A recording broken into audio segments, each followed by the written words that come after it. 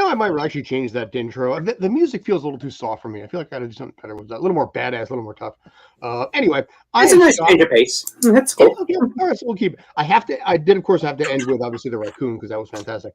But anyway, I am Scott. I am your average Joe, sports writer for the New York City Football Club. And alongside me is Mr. J.D. Walker, wearing the shirt matching the raccoon in this case, and sports writer also for the Philadelphia Union. Yes, you Duke proud in this case, despite the fact that his team is hovering just above last place in the East. Mm-hmm. We'll discuss that one a little bit and what's going on with that team. We touched on it last week. We're going to retouch on it this week because, dear God in heaven, they had such an opportunity to be able to get points out of this, and frankly, they got a clean sheet and they got a point, but that's about it. But anyway, before we get to improvement. Exactly. He's like basically like we stopped the bleeding a little bit. But before we get to that, how are you, sir? Doing okay today. It was just my birthday last week, so some friends came down for the weekend. It was a good time. Ah, cool. Congratulations on me. Another year older and another year closer to AARP. Gotta love it. All right, so we're going to kick things off, as I had mentioned, basically in the thumbnail. I'm going to break down the numbers right now when it comes to the Golden Boot for 2024 for MLS. It's really kind of coming down to three different options. It's a question of basically who it's going to be. Are we going to get Chicho? Are we going to get Christian Benteke? Could it come out of LAFC with Bouanga? We're going to find out. But anyway, I want to break some stuff down here right now. Some of the top numbers that they got.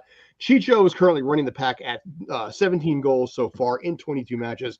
But Bouanga, 14 and 21, but Christian Benteke has 14 goals in just 19 matches. So they got a lot of season left for that team. And Benteke and that team is going absolutely nowhere. The DC United are amongst the worst in the East right now. So there is some possibility and some chance that that Benteke could pull this out. But before I get into my thoughts on that, right behind them, there's four players tied at 12 goals, including the pink tag team down in Miami of Messi and Suarez. So they might have something to say about that. You know what? Let me switch over to this guy real quick. Just to show the stats real fast. By the way, FB Ref, Football Ref is a fantastic stat website. It scratches my numbers itch big time. Suarez-Messi combination is phenomenal from an offensive standpoint, but the problem is with that is also, I think, in some ways, the same problem that's happening with Bogu's. Fewer games too. What's that? They did it in fewer. They've done it in fewer games. That's true. Also, a lot fewer. But also by the same. But it's about how many goals you get. But at the same time, they're taking goals away from the other, and that's what I think part of the problem is when it comes to Bouanga right now, where Bogu's has taken away some of those goals that Bouanga possibly could get, and when it comes to the Golden Boot, that can hurt your chances. That's why I think it's going to be Arango or possibly Benteke pulling this out. But I wanted to get your feel and your idea on this. Personally, I think it's Chicho's to lose, but let's see who. Let me pull up my screen. Who was it? Just to refresh my memory of who it was last year. It was Bouanga with 20 and. Lucho and Giacomakis with 17. Giacomakis obviously is out of the league now, transferred to Cruz Azul in Mexico, who is coming up here to play in Leagues Cup. I wonder how many goals he's going to score against the Union defense. Yay, that'll be fun. But also, Messi and Suarez. Fewer games, so they have fewer chances to work their way up the table. But all it takes is a hat trick or two, which they're good for on any given night, and they're right in the thick of this race with Arango and Benteke again. So you think that basically one of those two at Inter Miami can still pull it off? I think it's possible. I think that there will be a game. I think that there's going to be a game that they're going to have against a bad opponent. Hopefully, it's not Philly. It wasn't the first time, but down there, we still need to. The Union still need to play. I went through this last year with NYCFC, sir. They still need to. I believe they play in Fort Lauderdale in September. It's either the match before or right after the one of you guys, I think. So. Yeah, so I won't be surprised if they rack up a few more goals in that one or against other equally bad opponents. Chicago, Toronto. There's ample opportunities for them to shoot right back up the leaderboard. Mm-hmm. Even with leaving for Copa America, they'll still. I do think that it's Chicho Arango's to lose. I would agree with that only because, again, Chicho has done, obviously, 17 goals in 22 matches. He's had hat tricks this year. He has shown that he is the leader of that team, But what also is interesting, and this is something you mentioned, last year, Bouanga had 20 and won the Golden Boot. And he said, I think, second place? Oh, Giakoumakis had 17, you said, last year? Yes, Giakoumakis and wrong tab. That's 24. That's 23. Lucho and Giakoumakis had 17 this year, which Lucho also he's further down the list at 10, but he's another one who could go off. He dropped two against the Union the other day. Chicho as well. I mean, it's still we have another 12 games at least to give or take to go.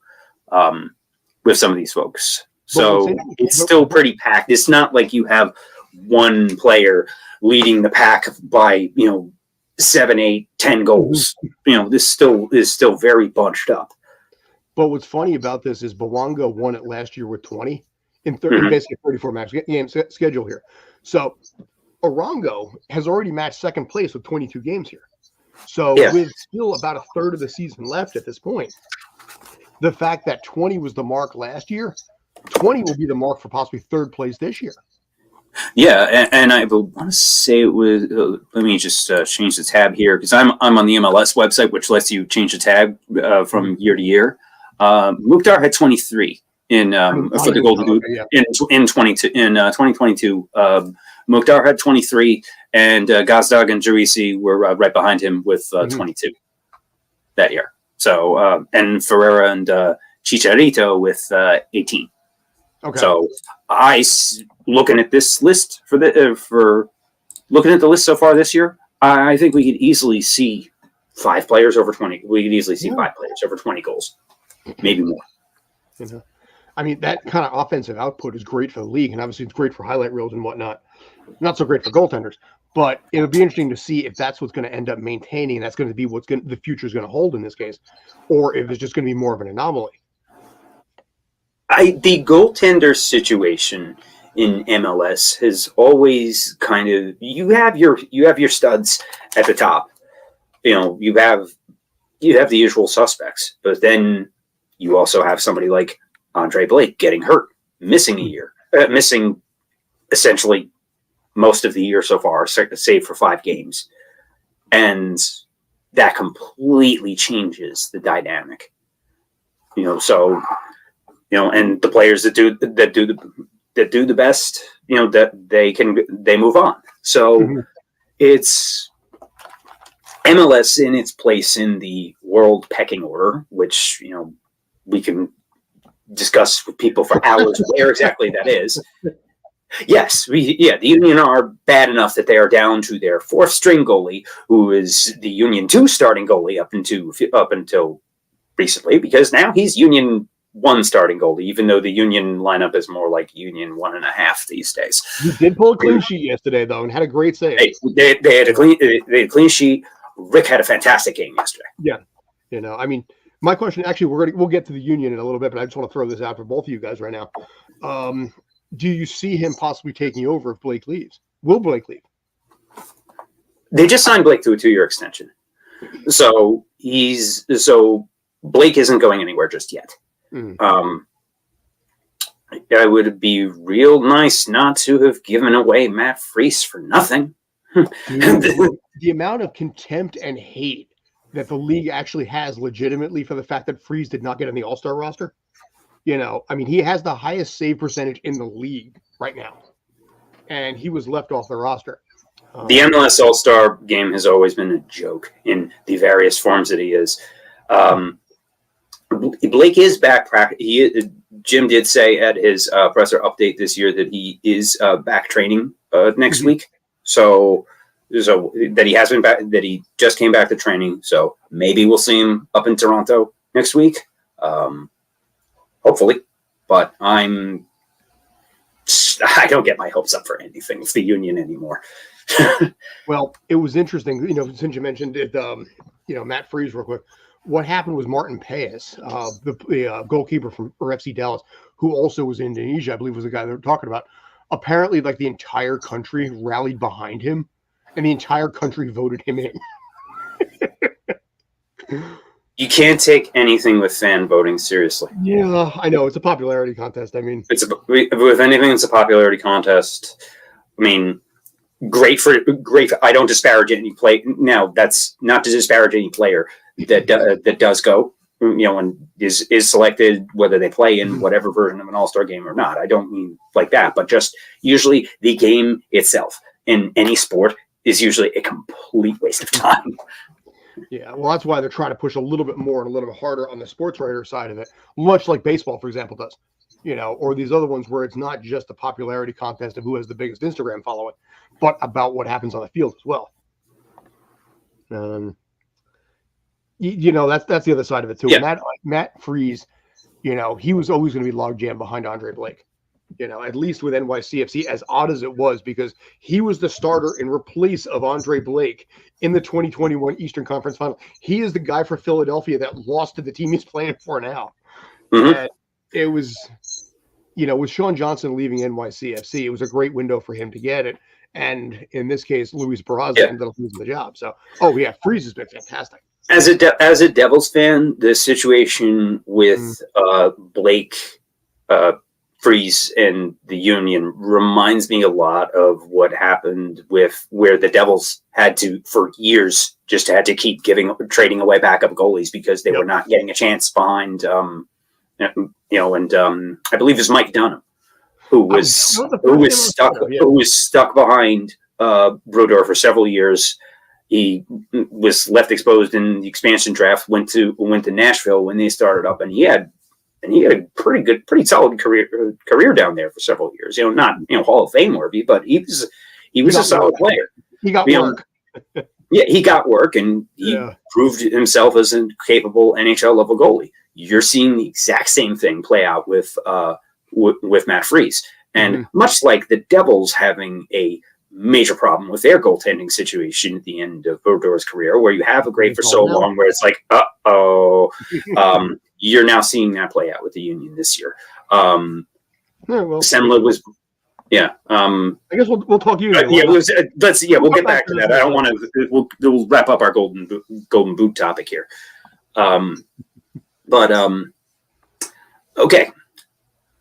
Do you want to go back to golden boot then? No, I just wanted to make sure that I wasn't cutting off the end of that topic. No, so, I mean, honestly, it was one of those things we just kind of went in the direction of the Union. Yeah. Oh, okay. All right. Yeah. Another sip. We'll finish up the golden boot one. We're so well organized here, in case you haven't noticed. It's fantastic. Everything's pristine, crystallized. Down to yes, we are. Episode 2, by the way. Taking applications for a full-time producer, by the way. Exactly. Yes. Yes. Must be willing to pay us to do it. But no, in this case, like I said, I think you're right. I think it is Chicho's job to lose. It'll be curious to see if he can hold on to it. One of the funny things that I found out from my meeting with Brad Sims, who's the CEO of NYCFC, from a meeting we had last week, Real Salt Lake was actually the highest rated team on Apple TV last year. And it blew my mind to hear that, because once basically you have all your 7:30 starts, the game is over about 9:30. They want to see what else is on, and what do you know? You have a Mountain Time Zone team just starting up at 9:30, so everybody would flip to the next game. And I was like, I couldn't believe you wouldn't think a team in Utah would have the highest TV ratings. Because it's I get. Oh, where's Chicho from again? He's Colombian. Yeah. Okay. Because I'm also trying to. Because also with the time difference, it's with the time difference, it's a prime time. It's kind of like even though it's sort of a little later in Colombia. It's still within those that can afford, those that can watch Apple TV in Colombia. That I'm sure that because does that factor in just American ratings in that conversation with Brad or worldwide? That he didn't specify that one. Or I don't even know if that information is public. Mm-hmm. But it was one of those things. Streaming services, by and large, do not release their numbers. It's been a problem. It's been a complaint for a lot of years. But the fact that he said outright that RSL had the best ratings, and it kind of makes sense because you got all these 7:30 starts. They're over people. Because my question to him that last week was, why are all these games starting at the same time? The NFL has it perfect. You got a 1 o'clock, a 4 o'clock, and like an 8 or 8:30, whatever it's going to be. So you have a full day of football. Yet for whatever reason with MLS, it's one night. Maybe you'll get some other stragglers here and there, but it's all at the same time. And one of the things that he said is that next year they're going to be scattering it again to give people more options, to give people more luxury. And you and I, obviously on the sports side of it, a 1 p.m. start on a Saturday or Sunday is a hell of a lot nicer than a 7:30. Another thing is weather is a concern. Like you need to do these. They need to do more. Please, more afternoon games during the earlier in the season. The Dallas NYCFC game started an hour and a half late because of lightning last night. Right, and I finished the press conference at 1 a.m. I was at the Union versus Red Bull Leafs Cup match last year that was postponed today right before it's because of a tornado warning that dropped right before the right before the game started. There you go. All right. Need some one. Yeah, I've been. There's been a few jokes going around among the union writers on this, so I will. I guess now is a good time. We can switch over to Curtin. All right. In this case, I want to expand. I want you to expand on that one because I know where he's going with it, but I think it's hilarious. Yeah. I've also asked if what I want to know is if Quinn is. Does that mean that Quinn has to be on the field with Cavan at all times because he'd be considered Cavan's guardian? In that case, do we need? So is it a two-for deal? They always have to be on the field. Who brings the juice boxes? Have a nice day at work. He's literally younger. He's literally younger than my car. It's one of those things. You look at these players and how young they are, and you're like, "What the hell have I done with my life?" I mean, Christian McFarland was 17 years old. His mom is younger than I am. And his mom would basically credit her, which you drive from Long Island all the way out to the training facility for NYCFC. This kid's 17 years old. I would say that, but that is the perfect segue into Philly is an absolute mess this year. And this is not on Jim. There are a few corners of the fan base that are starting to call for Jim's head. This is Philly after all. So even Jim himself has said that in the press conference. He said, he's from this area. Mm-hmm. He grew up a Sixers and Eagles fan. So he accepts that when you play like crap in this town, you get booed. He knows they're booing him. They're booing the performance. He gets it. But at the same time, this is not on Jim. Jim is far from perfect. Jim stubbornly sticking with the 4-4-2 diamond when the rest of the league has it figured out, and you now don't necessarily have the players that match that system. Okay, maybe change some things up a bit, but you can't make chicken salad out of chicken shit. You have. Their backups are literal teenagers. If you throw a bunch of 19-year-olds from a college football team against, playing against the Kansas City Chiefs, it's not going to go well. That's what we're seeing with the Union this year. They say that the definition of insanity is doing the same thing over and over again and expecting different results. Okay. So what does that make you if you're Ernst Tanner and the cheapskates that run the Philadelphia Union? If you bring back the exact same lineup for essentially 4 years straight, not making any changes at all to this lineup, because every $5 Walmart DVD bin acquisition that you come up with, like, oh, we need a new striker. Oh, how about La Liga third tier in Spain for a striker that scored 4 goals? Now, I like Marcus Anderson, but that's not the final piece. Mm. When they do pay money to bring in players, they don't necessarily match that. Like, Mikel Uwa came over on the largest transfer fee in club history, and he's making 1.8, 2 million a year, roughly, as one of their designated players. The problem is he gets a lot of the pressure is on him, especially now that Julian Carranza is gone. Oh yeah, so yeah, things are going to go. When you try bringing up the same lineup as every other team in the league has gotten better and has adjusted and is spending money,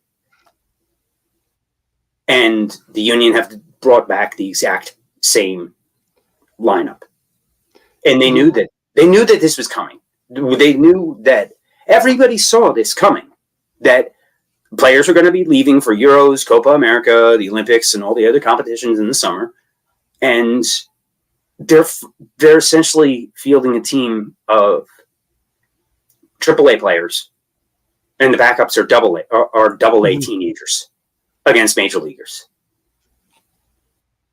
This is the limitations of Moneyball. In a changing league,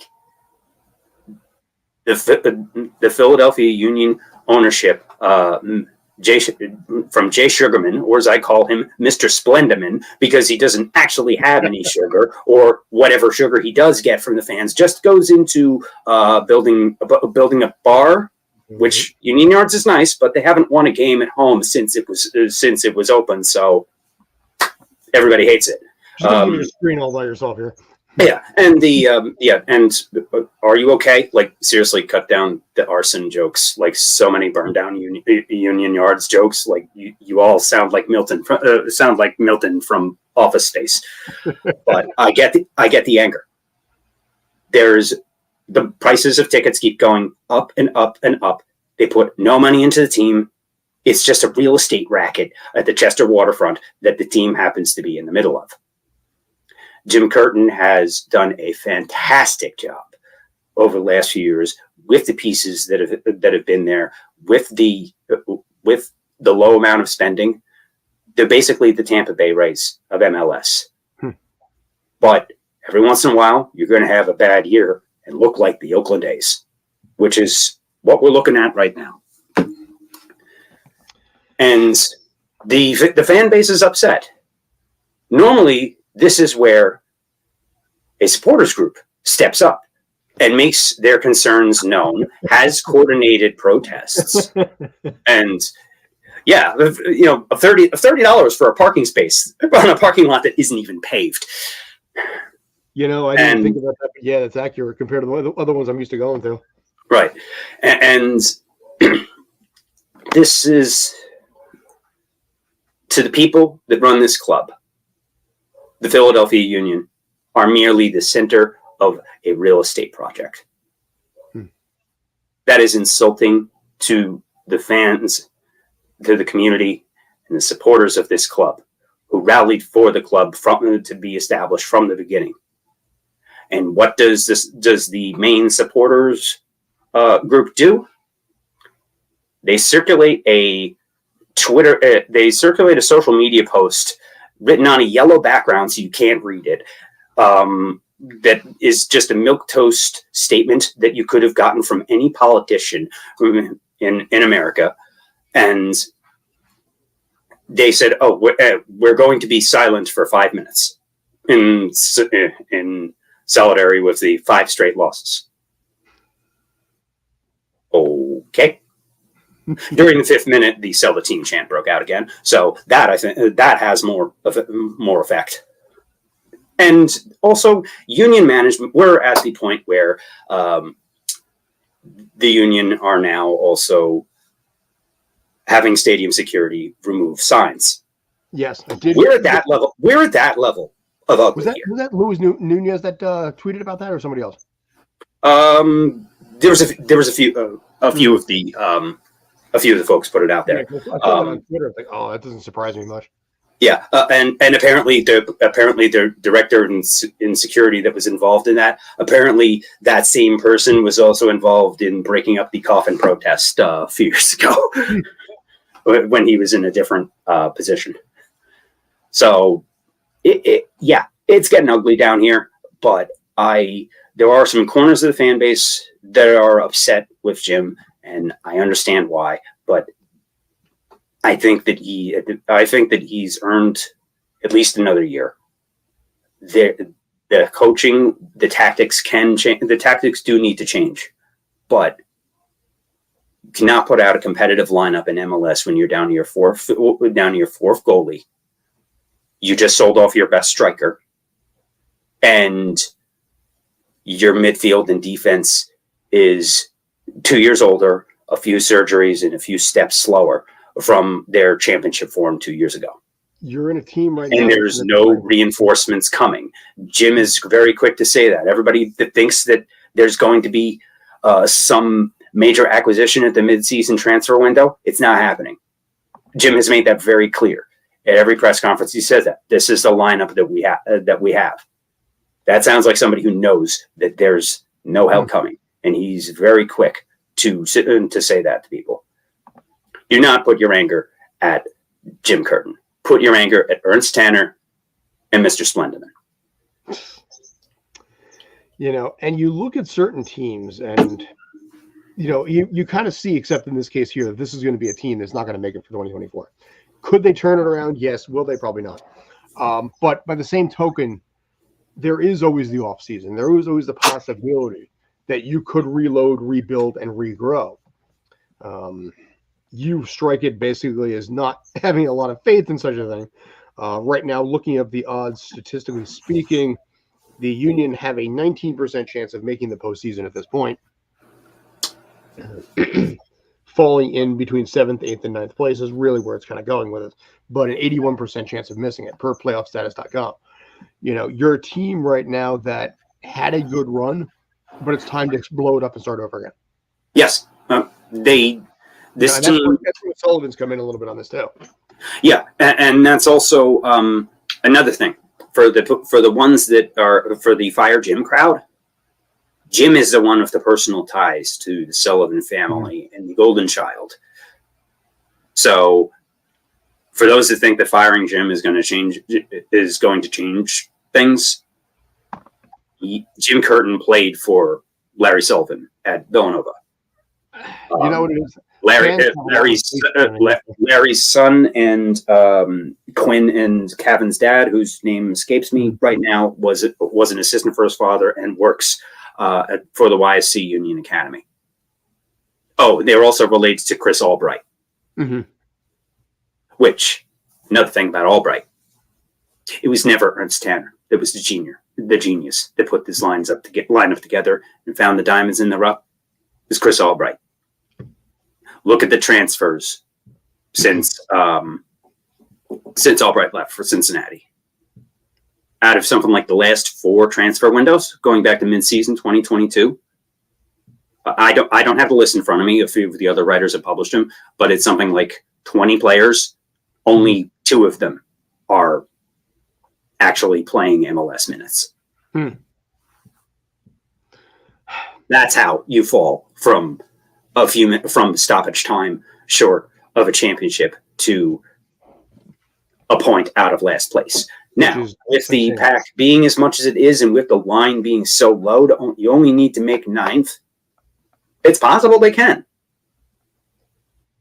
Well, but you look at it right now. What does that do? That's the weird thing about this. I mean, the good news for Philadelphia is they are technically only 3 points out of a playoff spot with 1 game in hand. Toronto, which we're going to get to right now, and what's happening there, being in between them. But there are a fair number of teams that are admittedly mediocre. Now, statistically speaking, on a general year to make a playoff spot in ninth place over the course of the last 5 full seasons, 41 to definitely 47 points would get you in. So it is possible in the remaining 12 games that they have that they could pull another 20 points out of that if they were to do so, and then suddenly they would be in a playoff hunt for it. That would get them 41 points. It is possible, like I said, mathematically speaking, based on history, that would get them to backdoor into ninth place. But at that point, I mean, what are you going to expect? You can't expect I don't see it in this. It's possible. I think that once they're back at full strength, could they gel together and make a run? Possibly. Are they going to make a run in Leagues Cup? Their Leagues Cup group includes Charlotte, who they haven't scored a goal on yet this year, and Cruz Azul with Giacomakis. I don't even think they make it out of their group in Leagues Cup. Yeah. Well, see, also the other side of it is, the vibe that I get out of Philadelphia now is it's not a play to win, it's a play not to lose. And I saw it last year with NYCFC, where you have this mental energy of falling behind. That's why they've had so many draws this year, because they've had games that were plausible to win, possible to win, but ended up actually just getting 1 point. And those added 2 points 4, 5, 6 times is basically all the difference in this case. If they won last night, they'd be a point out of a playoff spot. Right, and I went in last night. I expected a 4-1 loss. But the idea so is that 0-0 for that, and let's catch up on a few more of Mark's comments here. Let's see. Do I have the power to put this up? Probably not. The one about shell shocked. Oh yeah. Can you put that up? No, let me see if I can find it. Yeah, because I want to address that one. All right, let me see. I got to find it. Yeah, we'll start with that one and then go to the next one. But the team has been shell shocked since the semifinal of Leagues Cup against Miami last year. I think there's definitely something to that. The 1-2, it's the 1-2 punch of that, and the 6-0 at Pachuca. Mm-hmm.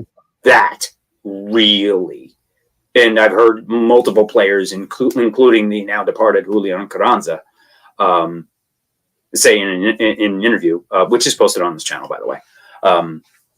So you can go back and scroll for that. It's from, I believe, after the NYCFC game back in May, where he said that the team has been kind of out of it since Pachuca, and they have found, and bad teams find ways to lose.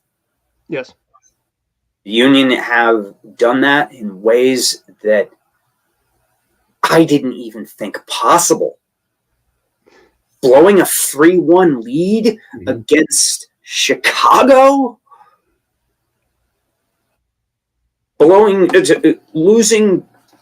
Conceding 2 goals and losing while you're up 2 men on Miami squad that is without Suarez and Messi? If you need to get this out of your system and rant, go ahead. Just drop whatever F-bombs you got to drop, sir.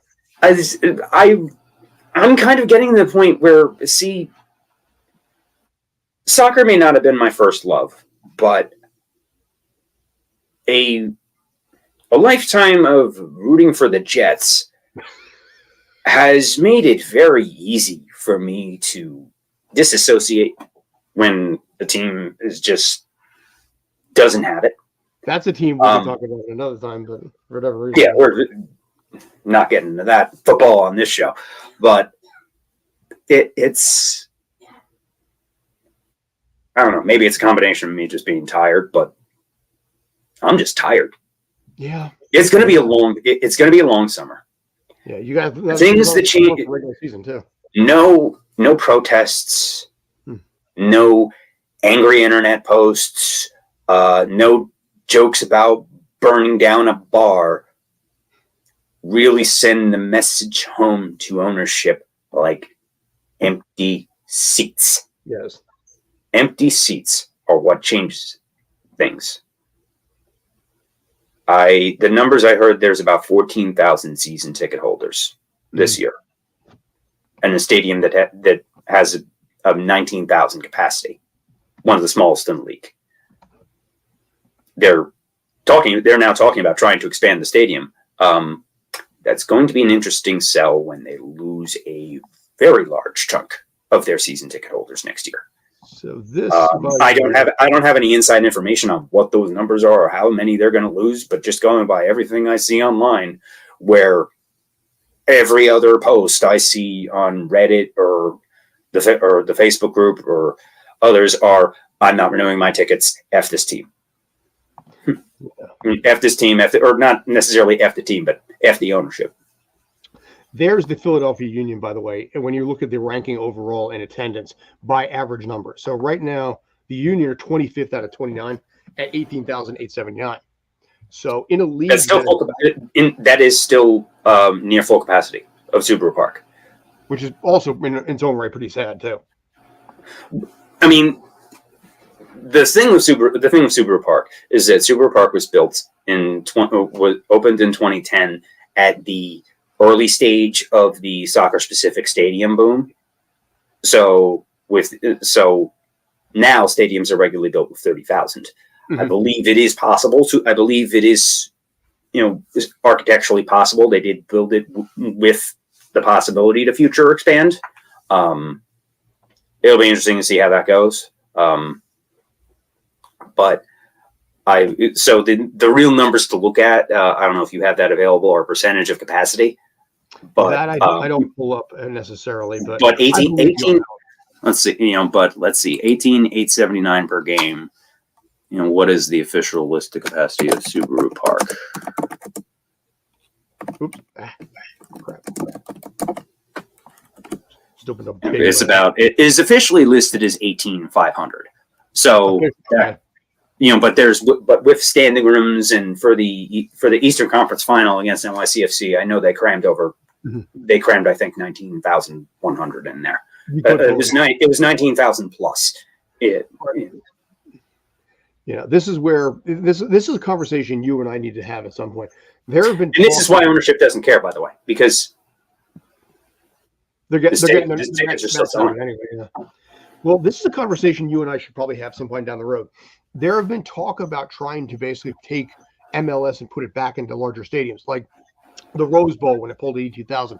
You want to make fun of, like, say, for example, New England playing in Foxborough, NYCFC playing in Yankee Stadium. They have the capability and the potential to house more and are not limited by the same problem right now that Subaru Park has, where you're limited on standing room only. Part of the concern I have with NYCFC is the new stadium, I think, can only house 20 or 25,000. As the league continues to grow in attendance year after year, eventually, especially for Subaru Park, 19,000 is not going to come anywhere near cutting it. When you look at 5 years down the road as the league continues to expand. The other thing that's probably going to end up happening is ownership is going to try and push for a brand new stadium, possibly in Philly directly, that's going to be able to house 30,000. That, I think, is where it's really going to go. I don't think it's going there just yet. Playing at the link, anything is terrible. Playing soccer in NFL stadiums is for anything other than the World Cup or a big tournament like Copa America. Heck, at Copa, you're seeing it, where the biggest soccer stadiums in Europe hold about 40 to 50,000. Mm-hmm. So, but when you take 50,000 and drop it in Arrowhead Stadium, which holds 80, it looks half empty. So that's the problem Yokohama has also right now, because they play in Nissan Stadium, which is the largest stadium in Japan. Right. It's NYCFC, the same deal.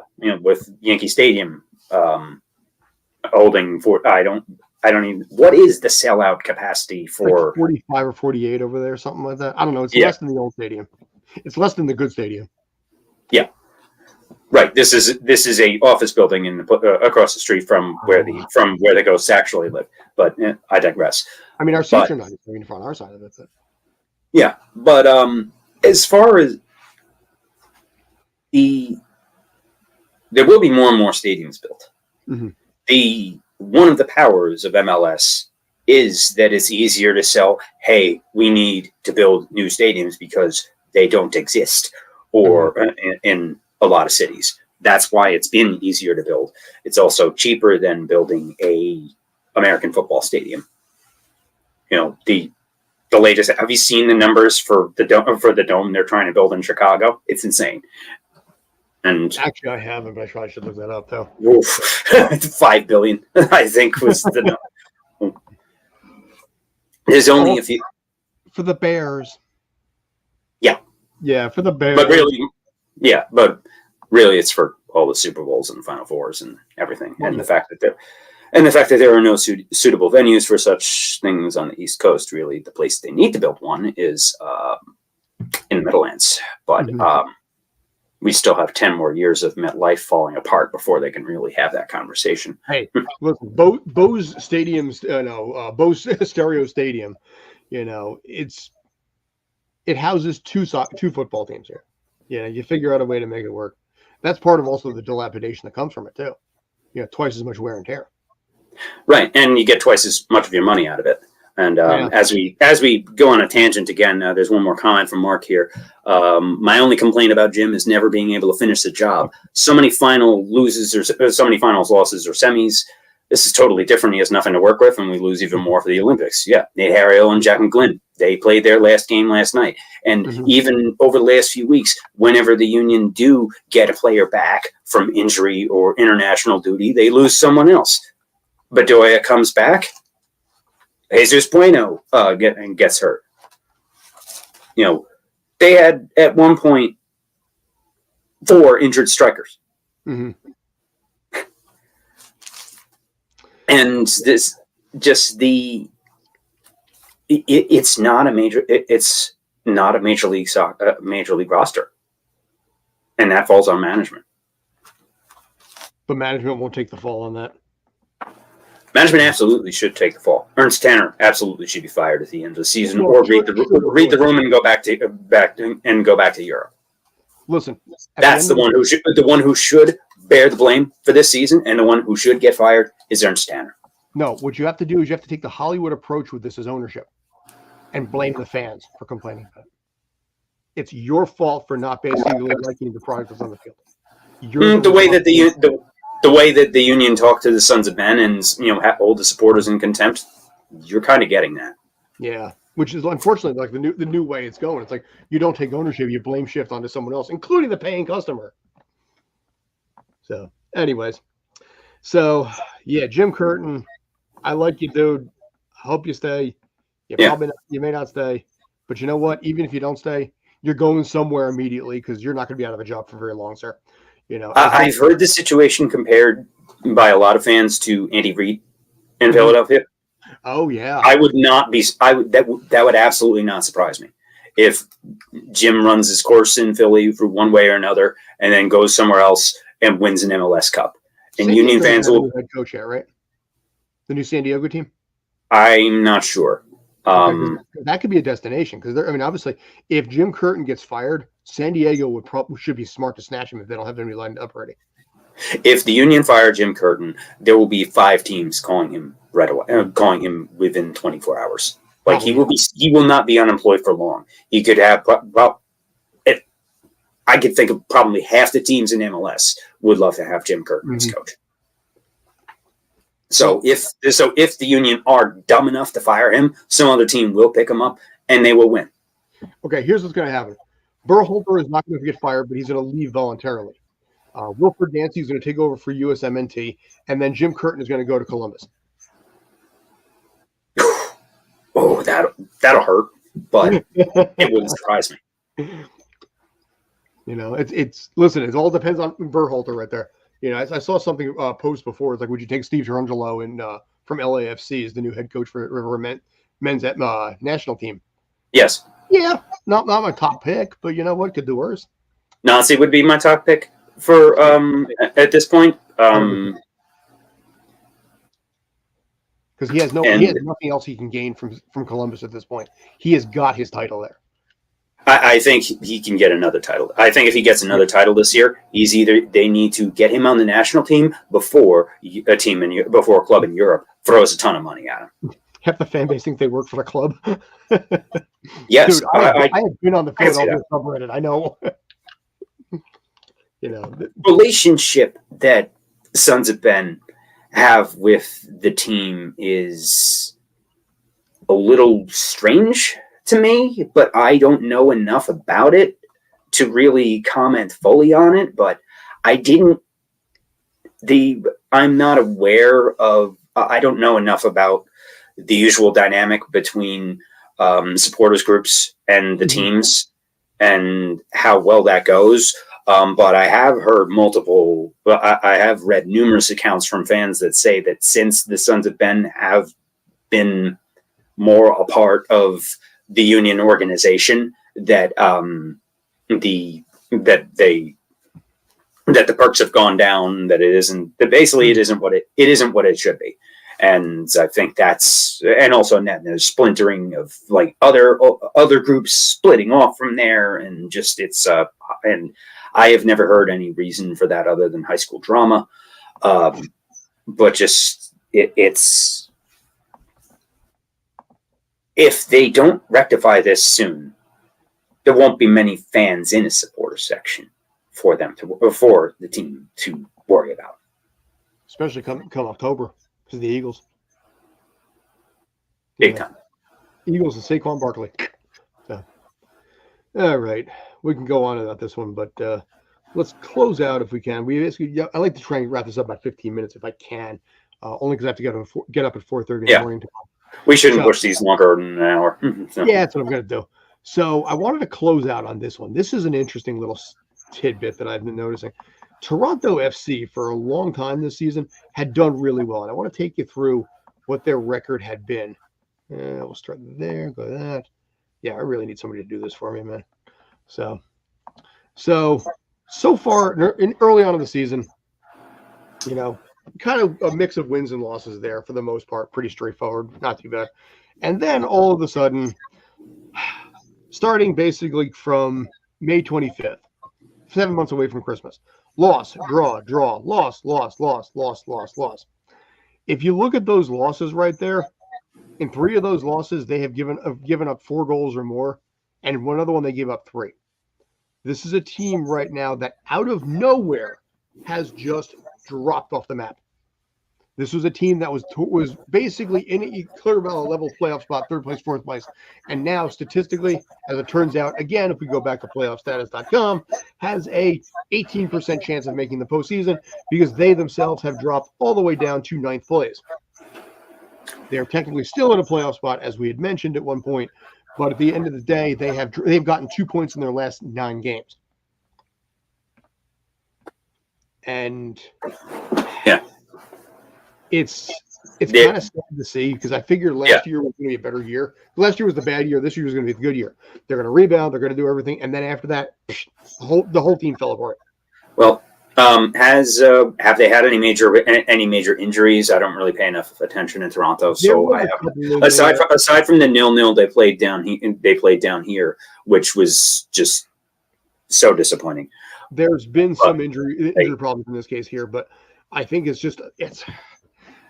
they've had a lot of problems also ever since the John Herman situation with NYCFC, where he accused head coach Nick Cushing of punching one of their players. Yeah, I wonder if that has an effect on this somehow. Oh, I think in some ways it does. But what's odd is the fact that the league office has not come down on the team for being like, Nick Cushing was exonerated from this, but there has been no mention whatsoever about punishment to the head coach of the guy who accused the guy of punching him. And this is where I get confused a little bit. That probably shows that there was something happened, but not enough to be suspension worthy, or whatever happened was whatever kind of league office discipline that was issued was, so hush enough that it just missed, that everybody missed it. I will say that traditionally what has been good for Toronto's slumps has been playing the Union at home. They won 4 games of last season. One of them was playing the Union at home last summer. I think that was August. I want to say that was August. And Toronto and the Union played to a 0-0 draw in, down here earlier this year. And and the Union are playing up in Toronto next Saturday, 13th. So, going by recent history, that might help Toronto snap out of it. I hope that isn't the case, but as we just said with the Union, I'm not confident. All right. So looking at the stats for the two teams head to head, they've had 36. Boy, this has been right down the middle. 36 total matches, 9 draws, 14 Toronto wins, 13 Philadelphia wins. That's straight down the middle there. BMO Field, however, Toronto has done a lot better at home against Philadelphia, going 10-3-4, 3 losses, 4 draws on that. So they have pulled themselves 34 points in total out of 17 matches there. And I don't see it going well for the Union in Toronto. But the Union have been on the road, though, for the most part, which is, again, really bizarre. Right, but now they're not winning anywhere. So it doesn't matter. Road, home, the Union aren't winning anywhere right now. Although in perfect Union fashion, they still managed to extend their unbeaten streak against Red Bull now to 13 games. Which is technically correct. To quote it is drama, the best kind of correct. But I mean, this right here is kind of a must-win game for both. Toronto has won 1 game out of the last 12, and like I said, is winless in 9, and they are hanging on as best as possible. Even though they are in a playoff spot, they have an 18% chance of making the postseason because the drop has been so bad. This is absolutely 100% a must-win for both teams, and a draw will probably hurt them both just as equally.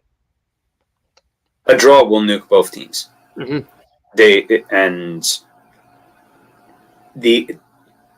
If the Union are going to do anything this season or have any sign of getting into the playoffs or taking anybody's spot, the Union need to make a move and take Toronto's spot. Mm-hmm. Which in this case, like I said, you get this win here. This is just such a crazy logjam there's only 4 points between the bottom. There's only 4 points between the playoff line and the bottom. See if I can sneak that in. There we go. Okay. Yeah. And then after that, then obviously it spreads out a little bit more. But even with Nashville, I mean, you have 2 playoff spots. Yeah. And 6 points between them. Even 6 points from 8th to 15th. That's a log jam there. Absolutely. Where any one of these teams can go on a run. But looking at do I expect any of them to go on a run? Atlanta, maybe, even though they just lost Yakimakis. So never count out Atlanta and that fan base. But also, I'm going to go on a wild card here. Montreal also is. Montreal's strange to me. Like, they should be better than they are, as should Toronto. But they're like, there's talent there, but it's just not quite. They still beat the Union, though, of course.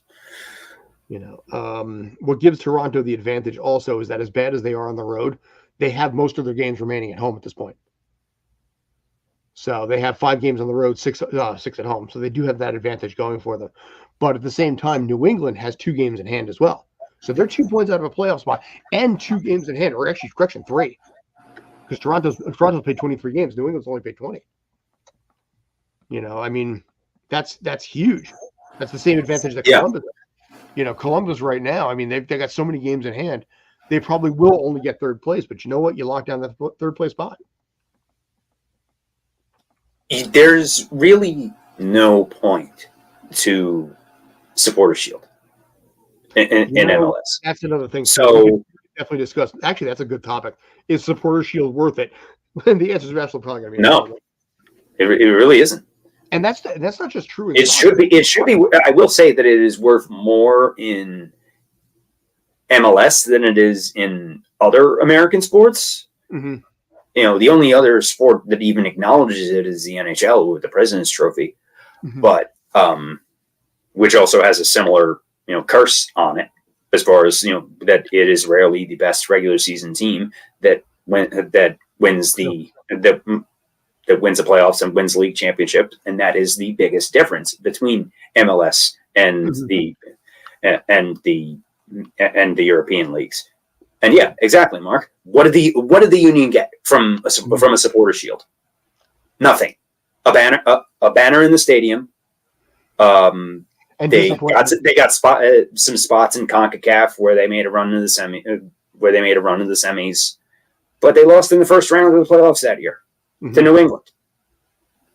And then obviously it's easier to, as we've seen across several sports, when there's this many teams making the playoffs, and you're watching Miami do it right now. Miami's the epitome of load management, just like the NBA.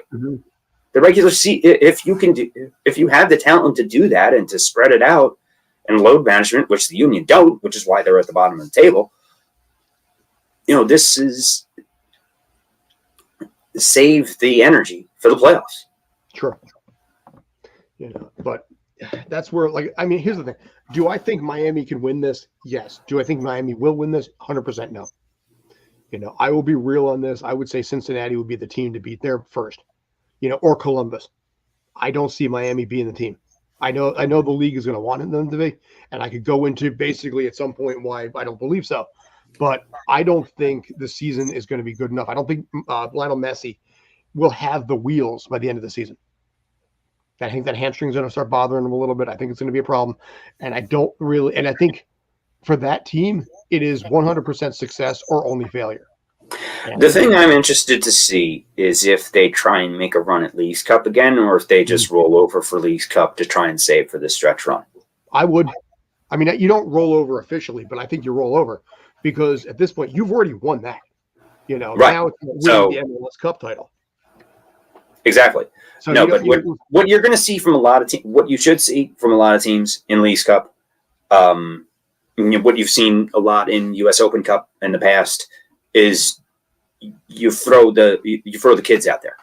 Yeah. You throw the B team out there until the final and see if you can roll with them.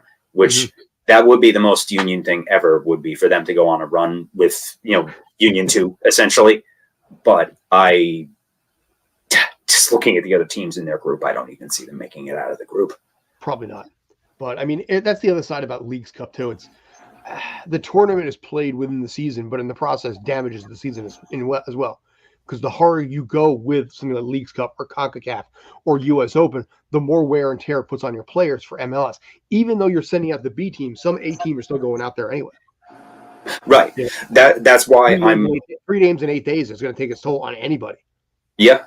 And that's why I'm perfectly okay with the Union crashing out of Leagues Cup early, resting, getting players back, and then go balls out for the last 9 games and see what happens. Do I think it'll be enough? Probably not. But if the Union are going to make anything out of this season, that's their best chance. Probably, yeah. Again, at this point, the Union have a decent shot of making the postseason if they get 22, 23 points in the remaining 12 games that they've got. Is it doable? Yes. Can they do it? Mathematically, yes. But it's not the worst thing if they end up going on a little bit of a run for the last 10 games of the season. Maybe this match against Toronto is it. Because Toronto, in this case, with the free fall that they have going on right now, they're probably looking up in the standings and being like, you know what? We're on par with a playoff team if we get 3 points out of this. And that's where, like I said, for both teams, it's win or failure. Draw doesn't mean squat. Yeah. Let's hope we get something. Let's hope that something comes up. Just as with everything with the Union in the past few months, I'm not confident, but I've been surprised before. I'm surprised that the Union got a point against Red Bull last night. For Red Bull, as strong as they are, to hold them to a shutout, that is hopefully something to build on. And that's where, like I said, it's possible that Rick might be the future in goal.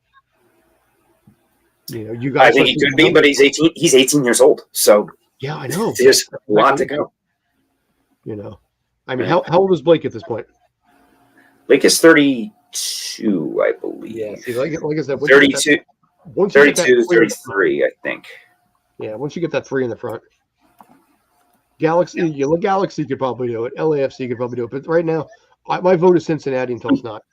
That they were so burned after last season that there is just a hate fight in them. Mm. You know, so I go Cincinnati personally, but we'll discuss that as we get closer. For right now, let's see if Toronto can get in. Let's see where NYCFC lands. And you know what? Next week, I think maybe we will talk about the uselessness of basically Supporter Shield Trophy. Yeah. Blake is 33. Blake is 33. I just looked it up. Okay. Yeah, he's old. Yeah, 33, turning 34 in November. So basically, he's old. So 48. So, all right. So I'm also older than Andre Blake by a few years. Okay. You're reaching that point now where you're older than pretty much most every player that's out there. Not Aaron Rodgers. You know, he's like 42, 43.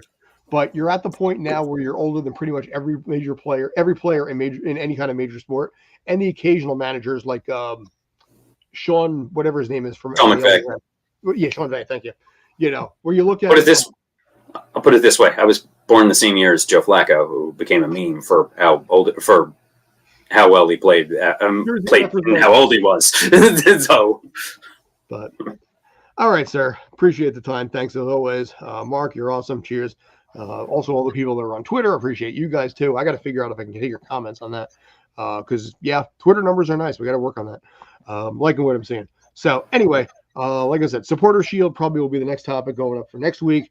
Until then, I'm Scott. That's JD. Take care. Stay awesome.